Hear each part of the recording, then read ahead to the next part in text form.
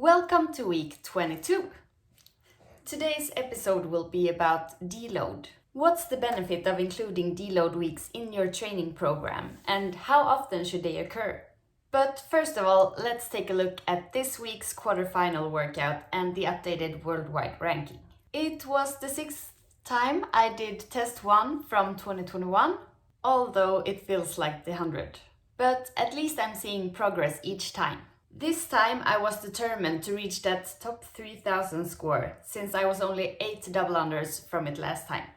The workout consists of 3 rounds with 10 strict handstand push-ups, 10 dumbbell hang power cleans and 50 double unders, followed by 1 minute rest and then 10 keeping handstand push-ups, 10 dumbbell shoulder to overheads and 50 double unders. This time was the first time I managed to do several sets with 5 strict handstand push-ups.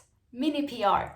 That left more time on part 2 and I managed to do 1 full round and 10 handstand push-ups and 6 dumbbell shoulder to overhead. So 296 reps in total. That new score finally locks up another color. And the updated worldwide ranking becomes 3173rd. Happy to see progress even though I felt very tired this week.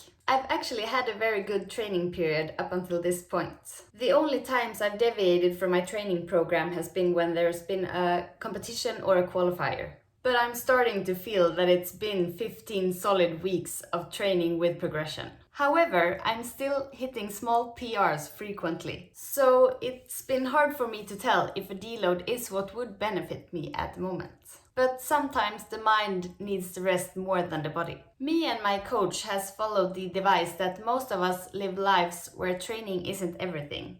And sometimes life gets in the way, or you go on vacation where gym equipment is limited, which results in lower training volume and lighter weights. Therefore, we haven't historically planned deload weeks beyond this natural deload, but instead had what some call auto-regulated deloads, which is when you listen to your body and take extra rest or reduce training volume when you feel that it's necessary. If you follow a general strength training program or a CrossFit programming, there's often a planned deload week, approximately every 6th week, where volume and intensity is lower. The background to deload weeks is basic training theory. Training is a stressor to the body, and the training will result in a short period of decreased performance. If followed by rest, the body will recover and react to the stimulus with an overcompensation, adapting to the higher demands, making us stronger and fitter. Loading must then continue to increase as adaptation occurs. Otherwise, the training effect will plateau and further improvement will not occur.